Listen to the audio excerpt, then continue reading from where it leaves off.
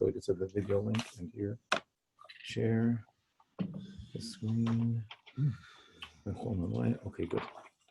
Okay, so last week we started talking about the differences between the first chapter and the second chapter. I presented a theory that the first chapter describes God's world, which is perfect and blameless, and then the second chapter is man's world, and that we should look at those two stories as a guide to the world. The first chapter sends us the message that God is the creator, period. That's what you need to know. God created the world. God is all powerful.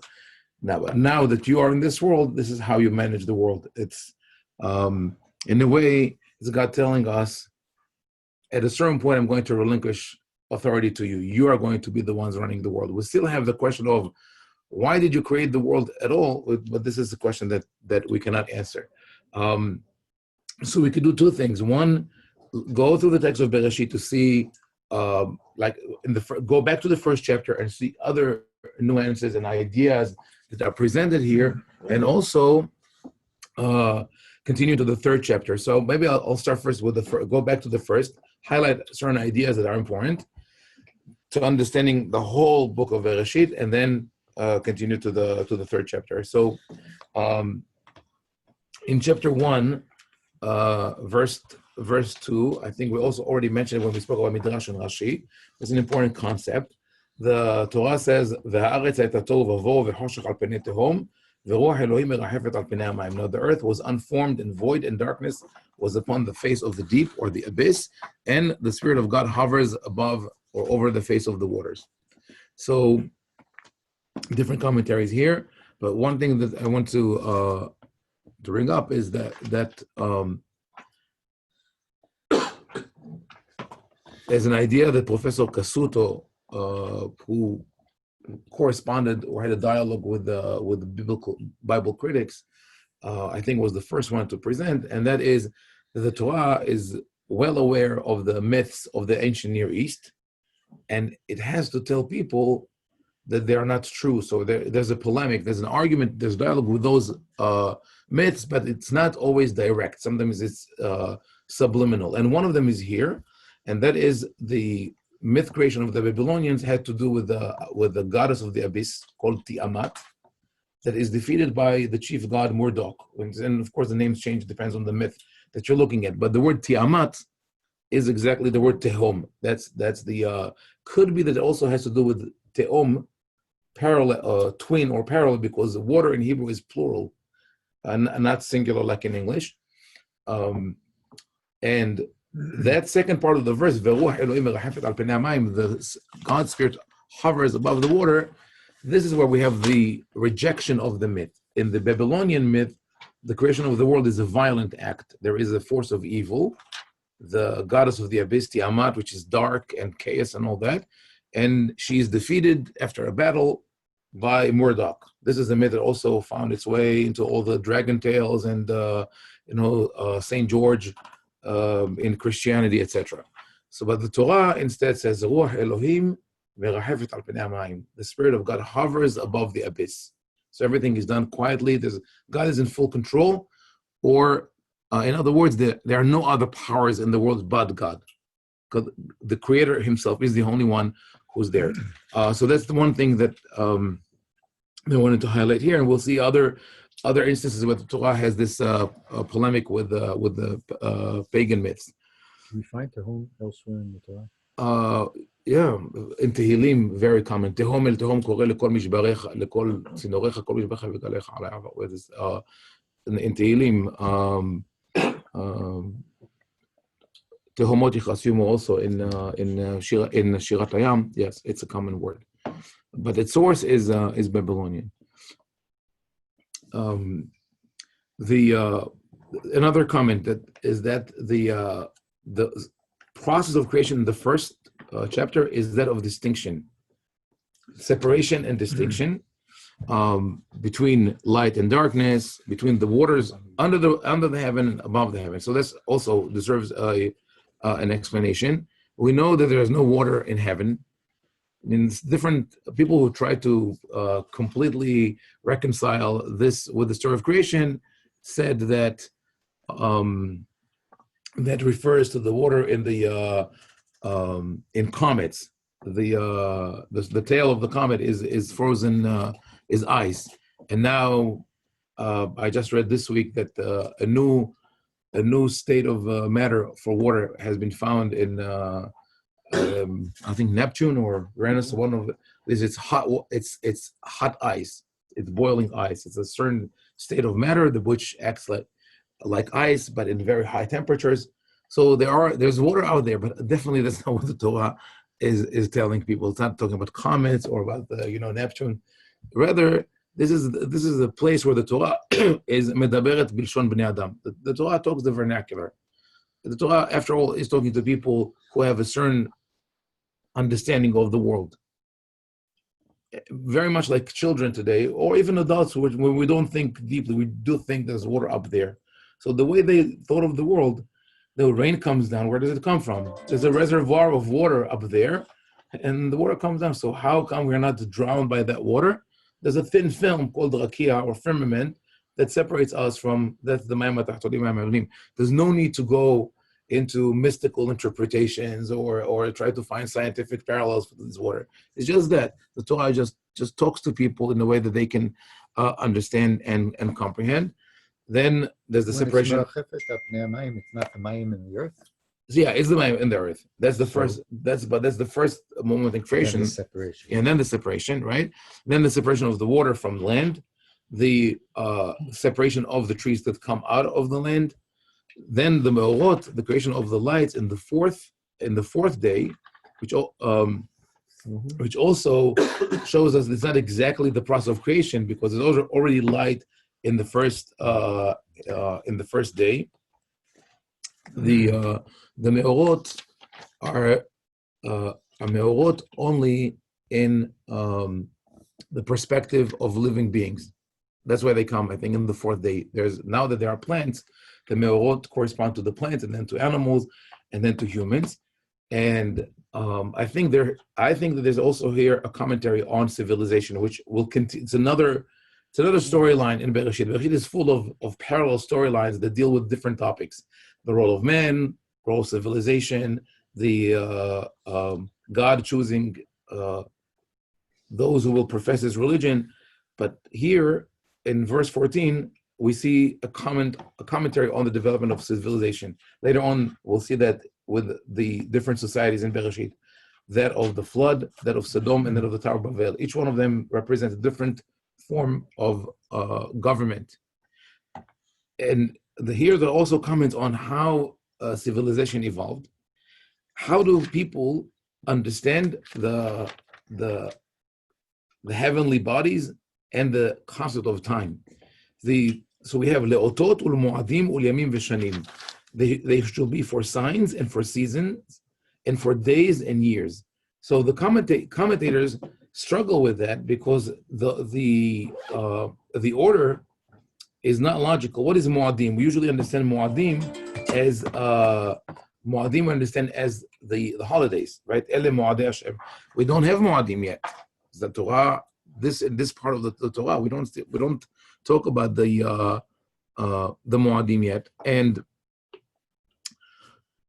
yamim, and if mu'adim are the holidays, then yamim and shanim, days and then years. How do we understand that? So there are different interpretations. I think that the meaning of that pasuk is this: Vayule otot. The first way that people related to the heavenly bodies is with the major events, the cataclysmic events, such as when they saw an eclipse or tides and storms. They thought that they all come from the planets. So those are the first things that they've noticed when they look at the cycle of time. They first pay attention to the otot. Then mu'adim, which are not the holidays but the seasons. Mu'ad, the seasons, the holidays are called mu'ad because they are encounter points in time where we come back to the same place. So the seasons is the next thing that people start paying attention to, that there are seasons. Then yamim, then they start counting the days. We're not talking about noticing that there is a day, because obviously this is the first thing that they notice. That's why the creation starts with Yom Ehad. But the counting days, this is something that came after their realization that there is a cycle of seasons. So slowly they pay attention as a civilization to the development of, or to the cycles in nature, and then shanim. Finally, they get to count shanim. So again, we see how we talk here from the perspective of humans. Also, in verse 16, et hamaor gadol v'et hamaor hakaton, the great luminary and the small luminary. Again, from our perspective, the sun and the moon, right? So we know that there's no comparison between them, and the moon is not necessarily a luminary, but in our for our perspective, this is how it is. And again, this is lehavdil ben ha'or uven ha'choshech, lehavdil ben hayom uven ha'layla, to distinguish between both. And then God creates the animals, and it's important to know that in verse 22, after God creates the birds and the water animals, first water animals, then the birds, which corresponds to the order of evolution. It says in verse 22, and God blessed them, saying, be fruitful and multiply and fill the waters in the seas, and let fowl multiple in the earth. So is this a blessing or a mitzvah? Is this a blessing or a mitzvah? Both. How can it be both? He's talking to the animals. Yeah, it's a blessing. It's a blessing. Right here, it's obviously, I'm sorry, it's a trick question. Here, it's obviously a blessing. God talks to the animals. He's not commanding the animals to multiply. He's blessing them, stating, this is how I created you. We have the ability to multiply. Why is it important? Because the same blessing will be said to mankind. And then later on, 2,000 years later, the rabbis will come and say, it's a mitzvah. It's a mitzvah to be fruitful and to multiply. And they even defined it. How much is multiplication? Right? What is the pu'uvu? They said if you only had a son or only a daughter, it's not enough. You have to have a son and a daughter, the full set. Otherwise, it's not. Some Bet Shammai said you have to have 2 sons and 1 daughter. Since 2 sons and 2 daughters. Wait, I know of someone, of a rabbi, who has only daughters, and he was seriously considering, and he asked me about it, and I didn't bless him, but I told him not to do it. He actually considered divorcing his wife with her permission to marry someone else so he could have a boy. Of course, does he realize that it's the the man male who who determines? determines. Yeah, whatever it is. It's not, we didn't even get there. This is not even my concern. The point is that okay. So just interesting. Yeah, it's just interesting how the blessing of Bereshit became a mitzvah. But I have a better proof that it's not a mitzvah. I mean, all those who counted the mitzvot do count it as a mitzvah, and that is a sort of a problem. But what does it really mean when you count something as a mitzvah? The Torah never says we have 630 mitzvot. I'm saying this now is a very large parenthesis. Torah never says there are 630 mitzvot, and all those who counted the mitzvot struggle to really fit the number. If you put them all together, according to the different opinions, you get to 700 and something. It's more probable that Rabbi Simlai, the first person who coined the phrase that you have 613 mitzvot, like the grains of the pomegranate, first counted the grains of the pomegranate, and then he made the statement. No, Ramban says in his commentary on Rambam, when he counts the mitzvot, that we have no source for that. So it doesn't really matter if it's a mitzvah or not. You do what you have to do, what the Torah tells you to do. Let God count it, whether it's mitzvah or not. The reason why I say it's probably not a mitzvah, but it's a beautiful blessing, is that people do it. With everything which is a mitzvah, the rabbis have to say day and night, keep Shabbat, eat kosher, business ethics. Pu'uvu, they don't have to tell people, right? They do it anyway, most people. So that's Robert, maybe I have a question. Yes. I'm sorry I'm late. And my understanding that you're talking about Pasuk 22 Yeah. in Perek. No, that's 22 is for the animals in Perek Aleph, yes. Yeah. Well, exactly on Thursday, on the 5th day, Yes. he was talking about Pu'uvu, Yes. but he wasn't talking to human beings. That's exactly what I said. He was talking to the animals. So that's the proof that it's not a mitzvah, it's a blessing. Because it's the same language that it uses when it talks to So humans. why the Jewish community adopted I that? just, yeah. That's what I just said. Well, And I you missed you the were whole you were thing that you musing. said, Yeah. Okay. So anyway, What's this the relationship between the bracha and the mitzvah? really We that's say a bracha when we do a mitzvah. yes. But the idea of that we use say bracha before mitzvah is a rabbinic idea. Right. The Torah doesn't require you to say bracha. But here I'm saying this is a blessing of God to humanity, not a blessing in the same sense of a ritual. Yeah. So then we get to another verse I think that's important to comment on is verse 26. Vayomer Elohim na'aseh adam b'tzelmenu kidmutenu, and God said, let us make men in our image after our likeness, and let them control, have dominion over the animals and to the crawling creatures. And then in verse 27, "Vayivra Elohim et Adam betzalmo," and God created, Elohim created Adam in his image. In the image of Elohim, he created him. Male and female, he created them. And so we spoke about that. This chapter emphasizes the equality of mankind, but it also already, I think, hints to the idea that we as humans cannot understand the uniqueness of the divine. So we are by nature, we're dualistic. Even as one person, we have conflict, we have different states of mind.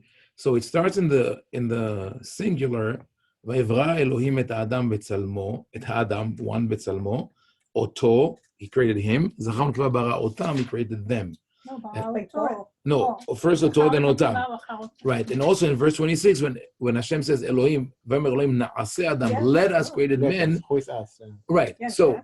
the Midrash says that when Moshe was writing the Torah and Elohim dictates to him, it says, Na'aseh Adam, Moshe says, but people will think that there is more than one God. And God answers, you write it as I told you. And let those who want to make mistakes, let them make mistakes. That's how it's usually translated. It also means, though, those who want to understand differently will understand differently no matter what we write, right? But I think on top of that is the idea that what the Torah says here, that the moment you create men, there will be duality. That the Naaseh comes from Adam, not from Elohim. Elohim says, I will create men. But the moment I create men, he will see us and not me. He will see multiple gods instead of one. And that's one of the main concerns of the Torah. And It's a funny way to deal with it. If that's one of the concerns. yes.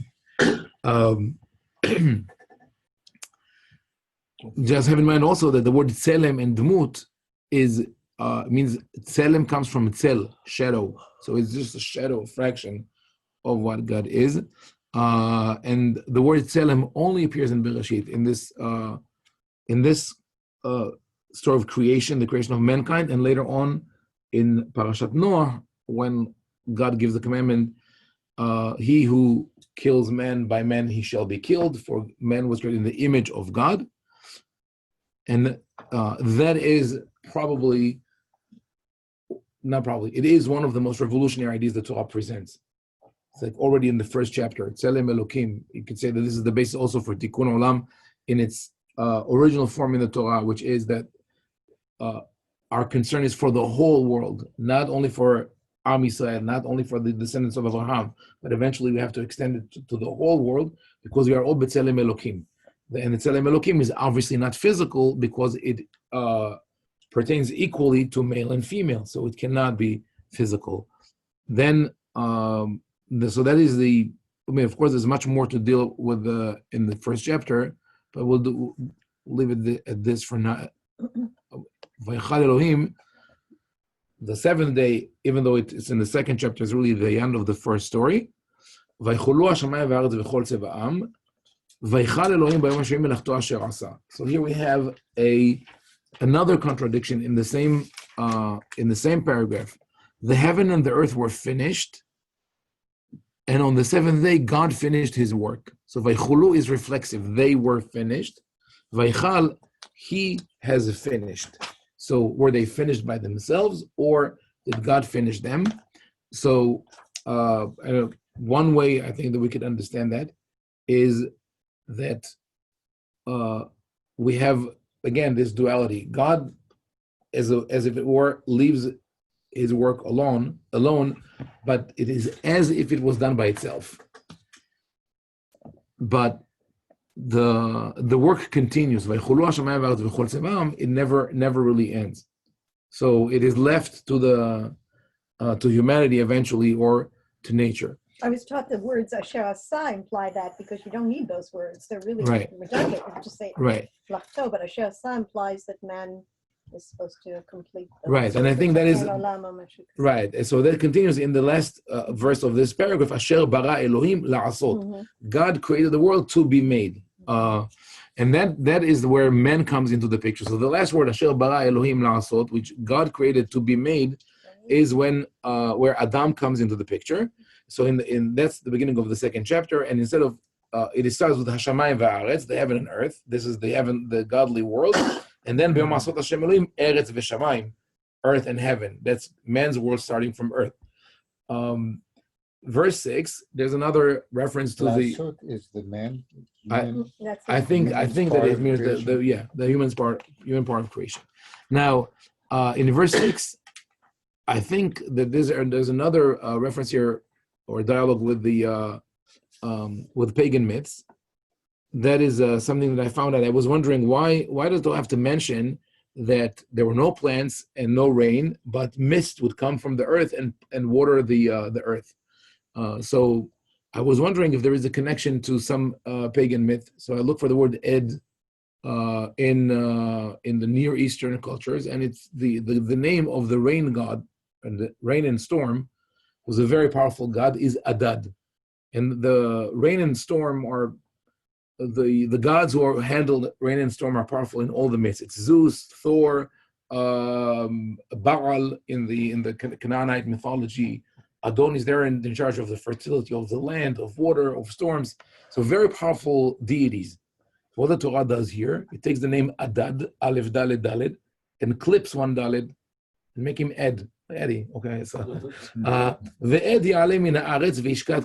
exactly what was done with Tehom. The Tehom is subdued by Ruach Elohim, and here God brings mist out of the earth to water the land. For God, this powerful deity that the ancient Babylonians and the Israelites probably also perceived as someone very mighty is just mist handled by God, just as a gardener who sprinkles the garden. I think it's very interesting here. Then in verse 7, God creates man, like we mentioned before, like a potter and a glass blower. Vayi Adam lenefesh haya. Now here we will move a little bit from the Torah towards the world of Hachamim. And it's a famous Targum, the Aramaic Targum on Nefesh Haya is Vahava Adam leruach memalela. Nefesh Haya, living creature, is translated by Unkelus, or whoever is the author of that Targum, as speaking spirit, ruach memalela. And that is interesting because they pinpointed the concept of the creation of men on the concept of language.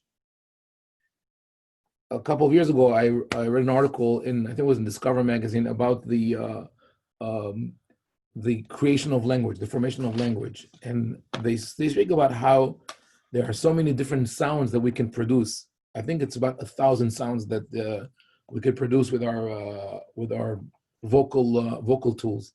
But most languages run between 20 and 60 different consonants and vowels. But the miracle of language is not that we could produce sounds or make them even into words, but rather syntax and grammar. This is something that so far my students don't have that miracle. Some of mine also, yeah. So some animals that were taught signs, like chimpanzees were taught certain signs, or they are known to communicate signs to other members of their flock, of the herd, whatever. They cannot convey the syntax or the grammar. For example, if a monkey conveys the message to other monkeys, tiger, tree, or even tiger, crouch, tree, they don't know if the tiger is crouching and sleeping by the tree or on the tree. It's about, so tiger, tree, okay, we escape, we flee, right? But we are able to say the tiger is on the tree, the tiger fell from the tree fell on the tiger. We could make all these combinations. The way that the scientists were able to pinpoint the gene that is responsible for language is interesting. They was a girl in England that wasn't able to understand syntax. So if you say girl, the horse is running after the girl, she wouldn't know who's running after whom. And so, of course, your first reaction is learning disabilities. But when it's consistent over the language, it was a very strange phenomenon. So they did a genetic test, and they found that there's a flawed gene. And that is the gene that was identified as the gene which is in charge of language, and they found it in other people. So it's really amazing. And another thing that is mentioned there is that they're still trying to understand how the transition was made from a non-speaking society to a speaking society. And it's all because of language. So the conclusion is we could say language created man. And in Kabbalah, it's interesting that language and God are equated, especially in Sefer Yetzirah, which is a later work, but still has this concept, the depth of language, and language as the essence of humanity. And it's mentioned by the commentators on Nefesh Haya. Now God creates this. Now we get to the second chapter, which will lead to understanding the third. So God creates this garden, and He places man there. And he brings up the two beautiful trees. It's a Haim, it's a Torah. A lot of questions on this chapter. No, I mean, in the Torah, God creates man in the world through language too. I mean, Yes, right. God creates with utterances, right? And this is the idea that Christianity adapted the logos, the word, right? There are several questions about this whole story of the garden. Where is the garden? The garden is be'eden, bikedem. Symbolically, Eden means pleasure. It's a pleasant place. Kedem could be both ancient antiquity or the east. Then they're connected because the east is where the sun rises. So this is the beginning of everything. And the river comes out. And as we said last week, two rivers are mythical, two are real. God takes Adam and He places him in Gan Eden, and He says, you have a role. What is your role? Le'ovda u'leshomra. Le'ovda u'leshomra. We could say that this is the first mitzvah that is given to mankind. He's been told you have to cultivate the land and guard the land. So in the first chapter, man is in control of everything. But that's in the perfect world, because in the perfect world, you could be in control of everything and not abuse your power. In an imperfect world, this power, it will be too much for you. That's important to know, because in the world of ecology, people who care about ecology usually blame Orthodox Judaism that we don't care about ecology. And they're right. If they talk about modern Jewish Orthodoxy, I mean current Jewish Orthodoxy, maybe not. I don't want to get into the labels. But basically, the Orthodox world in general doesn't care too much about ecology, and the argument is very simple. This is too big for us. If God wants to take care of it, He will take care of it. We just do what we have to do. We are not tree huggers.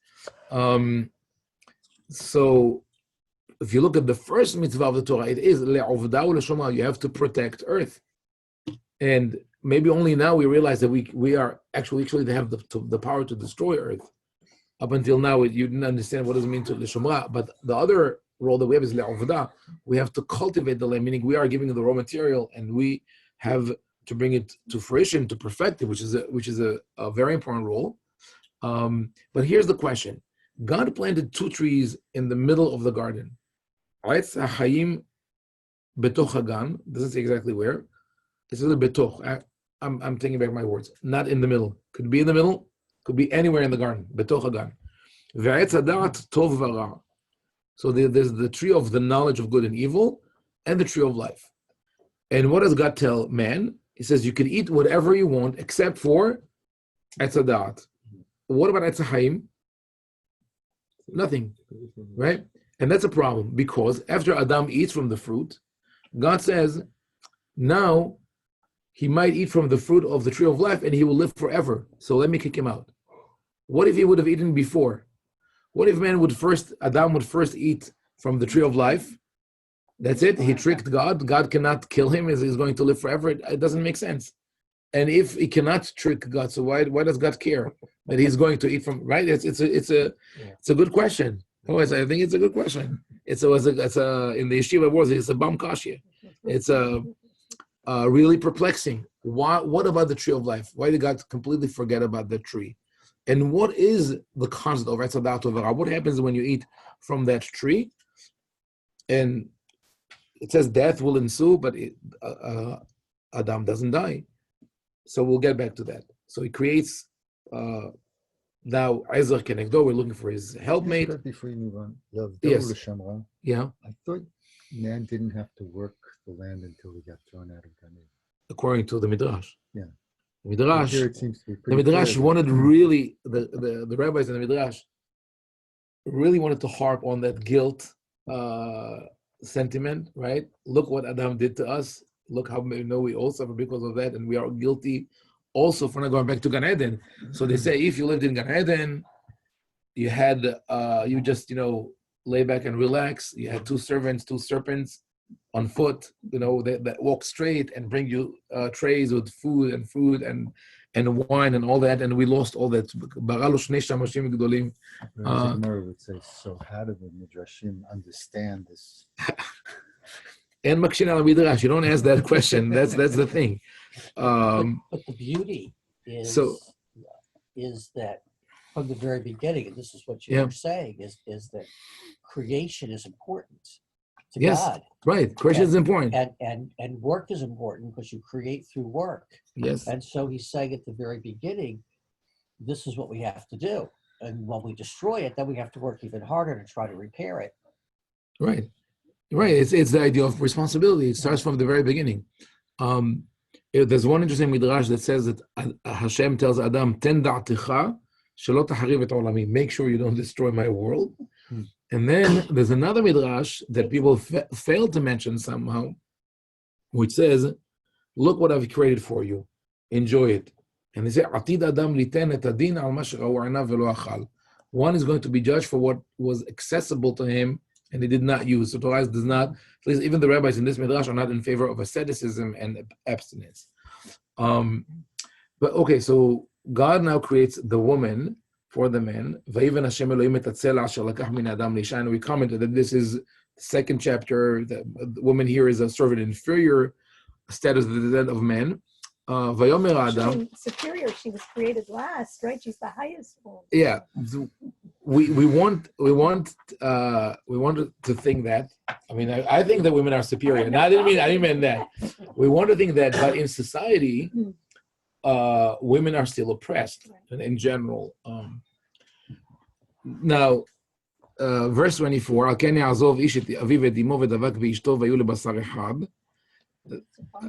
that it does happen, right? A man abandons his father and mother and he clings to his wife and they become one.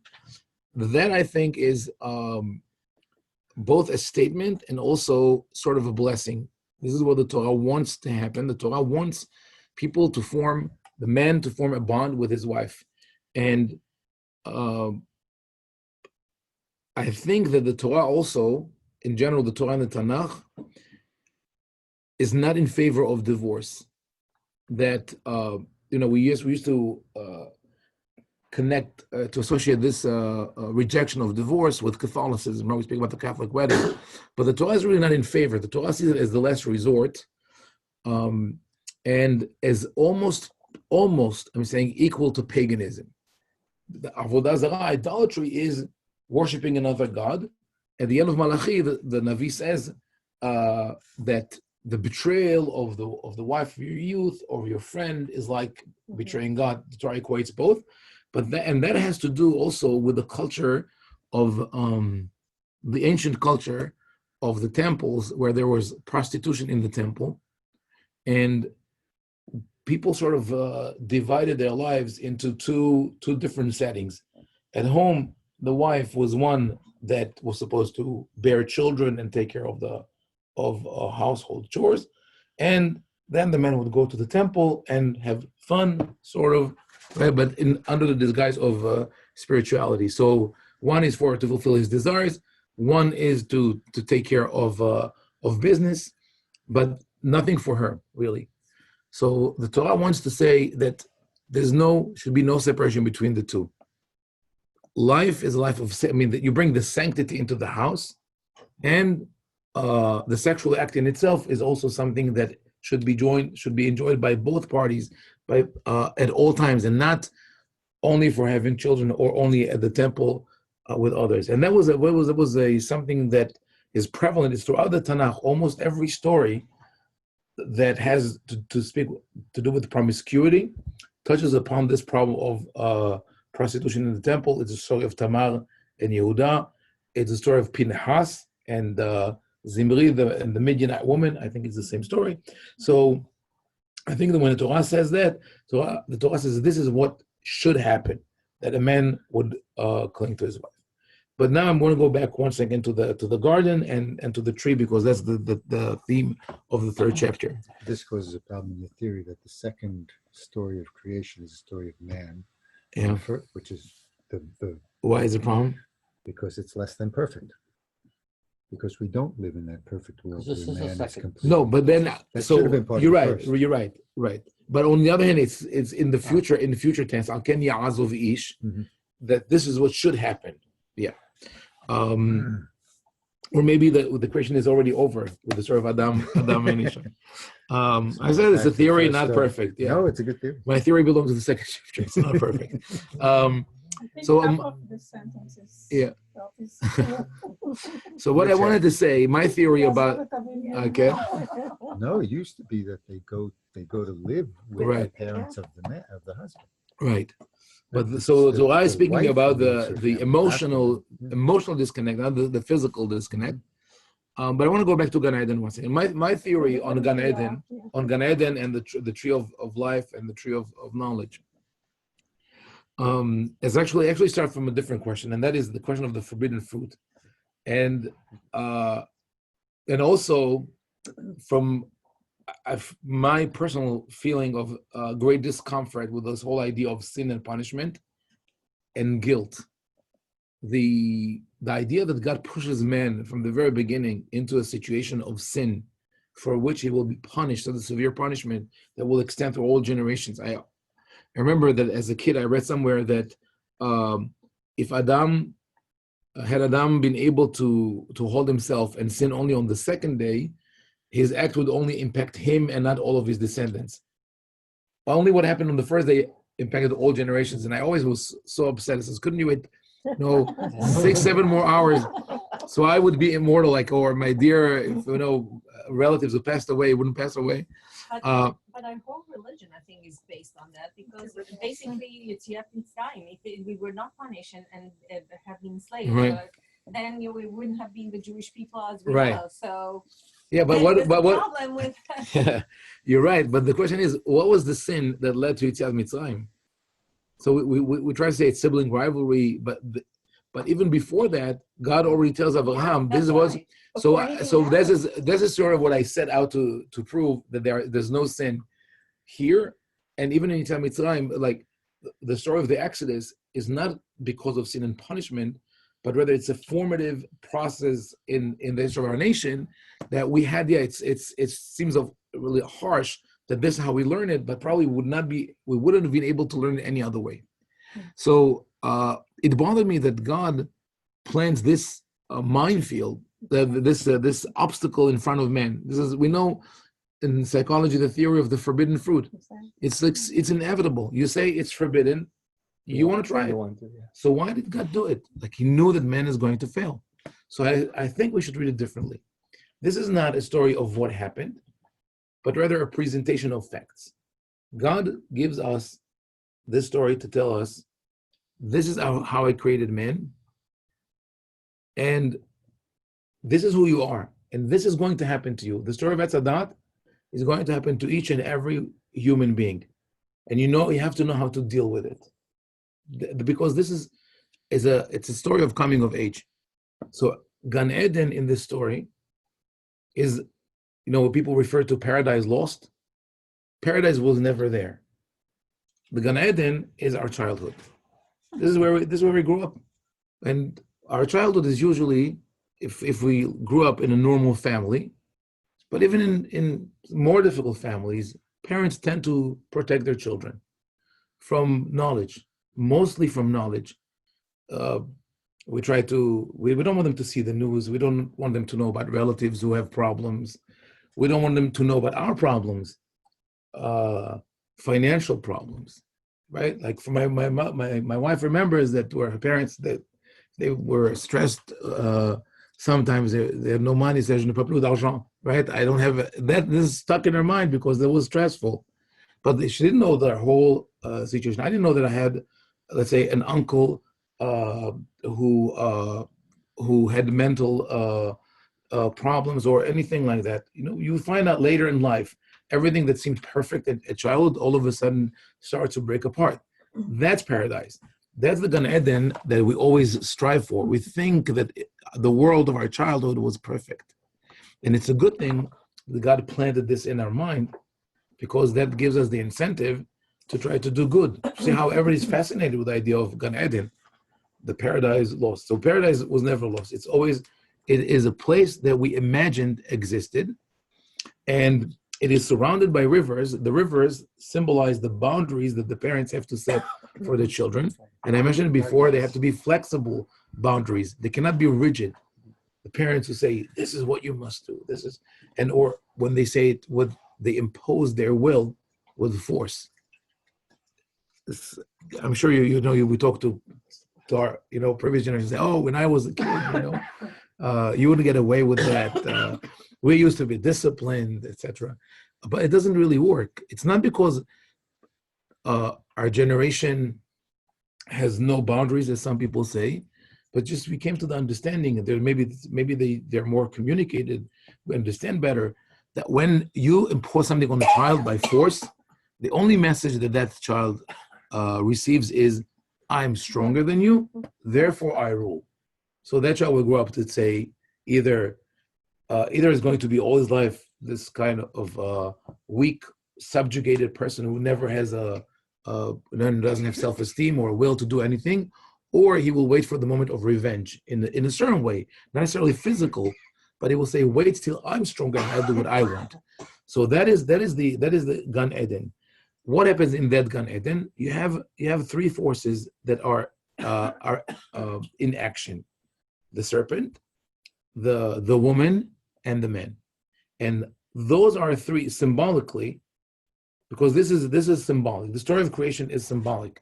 The story, because we just showed that the two stories cannot be reconciled. So it's all. So this is a symbolic story, and I think that the symbolism is different powers within mankind. The way, and not necessarily not absolute symbols, because it's all in the mind of society and how we perceive them.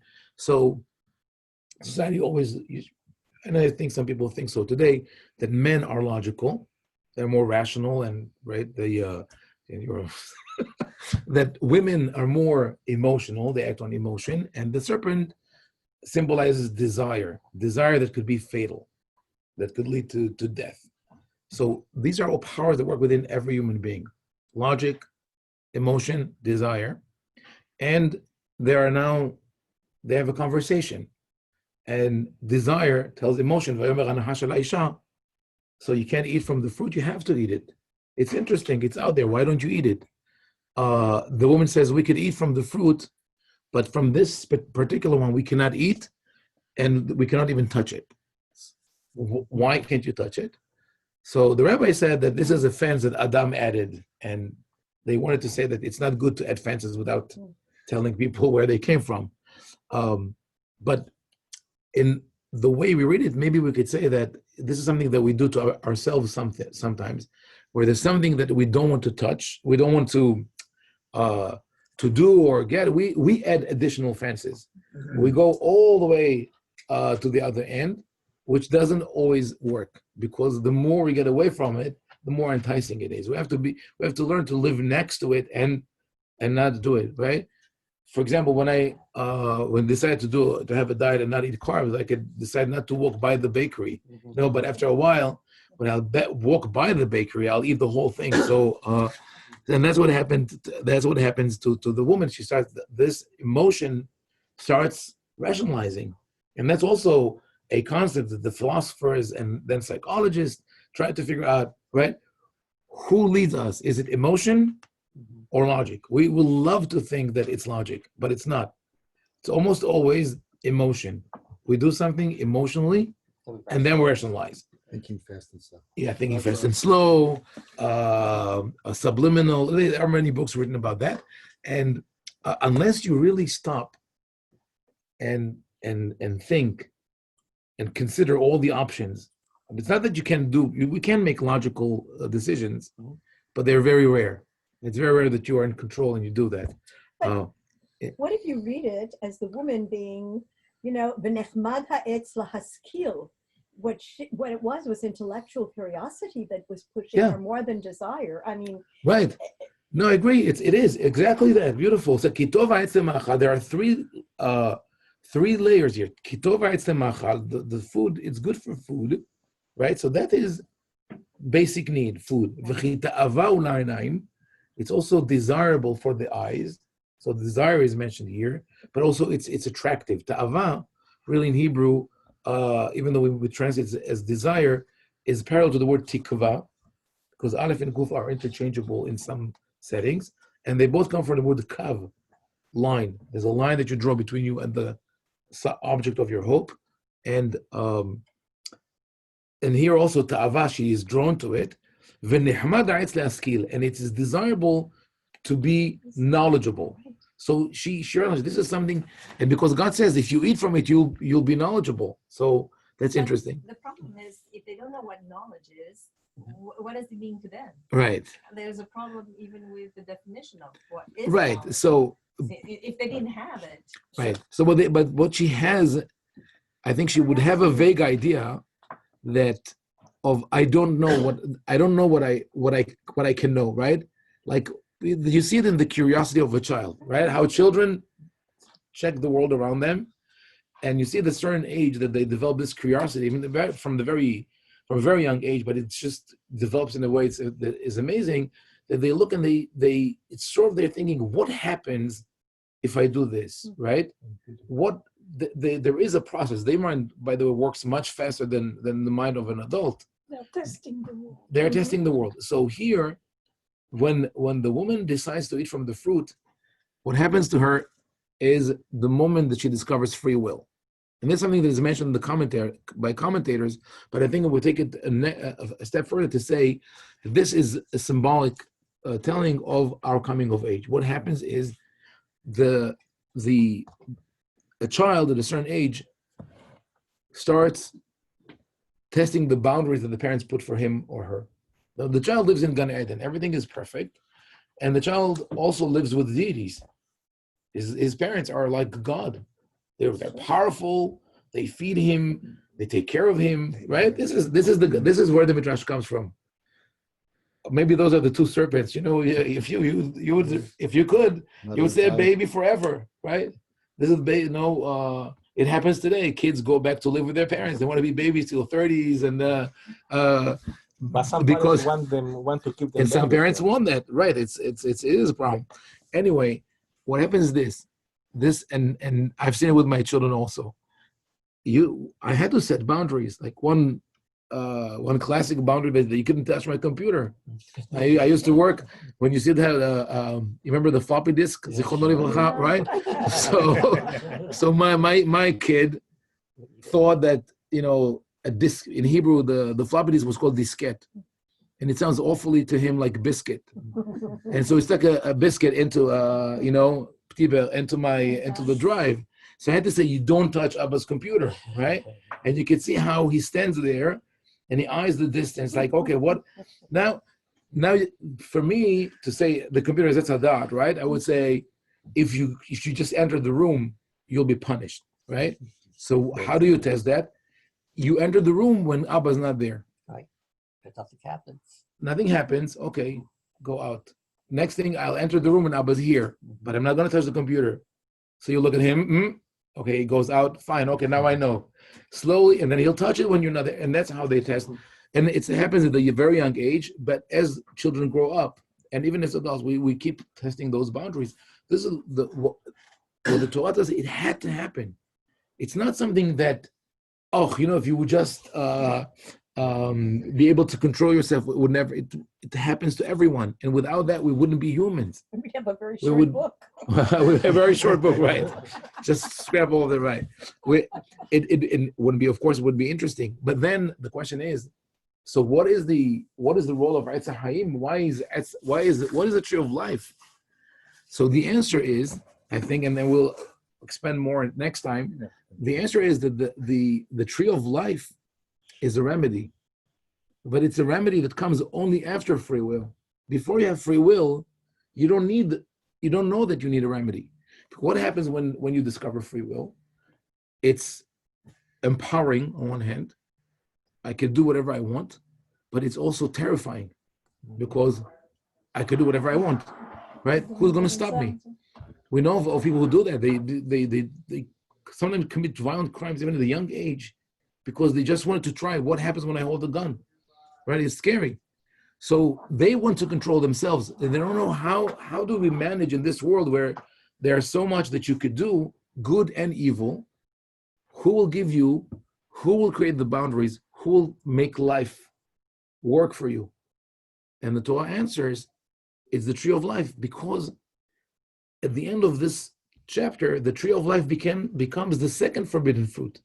We always think of Etz Hadat as the forbidden fruit, but Etz Haim also becomes the forbidden fruit because God tells Adam, you are being kicked out of Gan Eden because I don't want you to eat from this tree. So what does he display now in his mind? I must eat from this tree, right? What is the tree? This tree is called Etz Haim. It's the tree of life. And what is the tree of life? It's the Torah. It's the Torah.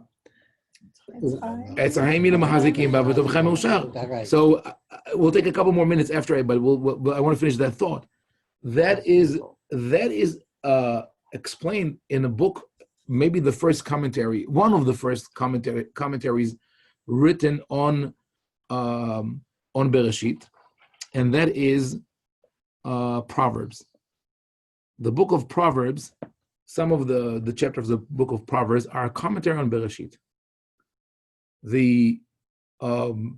And I think there's no better commentary than the biblical commentary, because the prophets or King Solomon who wrote these were immersed in the literature of the Tanakh. So for them, this is what they deal with all the time. So look, it's beautiful. When we read this pasuk, right? It speaks about the Torah. It speaks actually about the wisdom. But we understand it's the Torah. So the Hashem says, if you just even hold this tree, you'll have amazing life, right? But what comes just before that? Right after that, in verse 19 and 20 of, Proverbs chapter 3, verses 18, 19, 20, it says this, Adonai b'chokhma yasad aretz, konen shamayim b'tvuna, b'da'atot tehomot nivkar u'shhakim yir'afutal. Beautiful Hebrew. The Lord by wisdom founded the earth. By understanding he established the heavens. By his knowledge the depths were broken up and the skies dropped down the dew. So creation, Yasad Eretz, Konen Shamayim, and Tehomot, the abyss, they're all mentioned here. And with them the Torah. So the creation and Torah come together. And there's a third leg to this parallel of heaven, of Gan Eden and the Torah, and that is the Mishkan. We'll talk about it separately, because the Mishkan was also built with Chokhmah, Tvuna, and Da'at, the Kol Melacha. There's really intricate biblical commentary here. But now if we go back to Bereshit 1 second, and with that we'll end. We go back to Bereshit 1 second. So the Mishlei tells us that the tree of life in Bereshit is the Torah. But the story of the Mishkan gives us the extra element here, because, and we have to go back to the klalot, to the curses, or the punishment upon human beings. In verse 24 it says, "Vaygaresh et Adam," so God drives men out. And this is when parallel to our Gan Eden, our lost childhood, that's when we drive ourselves out of Gan Eden. We grow up and slowly we move away from that blissful ignorance of childhood. Vayashken mikedem legan Eden et hakeruvim. Who are the guardians of Eitz Haim? The keruvim. Where else do we know the keruvim from? From the Mishkan. Where were the keruvim in the Mishkan? Sochachim bechanfeim ala kapora. They were on top of the lid of the ark. And what was in the ark? The Torah. So the Mishkan is a replica of Gan Eden, because the Mishkan, you have the keruvim guarding the tree of life, and nobody can enter the Holy of Holies, except that everyone can enter the Holy of Holies because the Torah is there. The holy artifact there is the Torah, and everybody has access to it. So in that story, it starts with Etz Hadat. God doesn't even talk about Etz Haim because you're not going to need it until you have free will. Once you have free will, God points to that tree of life and say, you see, this is the forbidden fruit. You cannot touch it. So now we strive always to touch it. So B'ezrat Hashem, next time we'll talk about the Sklarot, and also what is the second interesting guardian there, Lahat HaHerev HaMitapecha, the ever-turning sword, which is a strange element. So what you're saying is that if you don't eat from the tree of knowledge, there's no free will. And if there's no free will, you don't need a Torah. The Torah is not meaningless, but of no purpose. Notice there's a purpose for those who have free will. Yes. Exactly. A machine does not have moral values or sentiments. Or an angel. So, or an angel, right? According to the Midrash, right? An angel is created for the mission that he's bound to perform. No, but that's the idea of an angel. It's something or someone that is created for a mission. So this is by the way the real problem of artificial intelligence. Trying to create artificial intelligence. So far, what we're able to do. What we have is machines performing better and faster and deeper what we can do, or even coming up with new ideas, but not with emotional or sentimental feelings, and definitely not free will. We'll see what happens when that happens. So We'll have to write the Torah for robots. And for But machines. Hashem has free will. Okay, we'll conclude here. Hashem has free will, and we're created b'tzmut Elokim. Right. So we're created, and again, like you said, it's not the physical.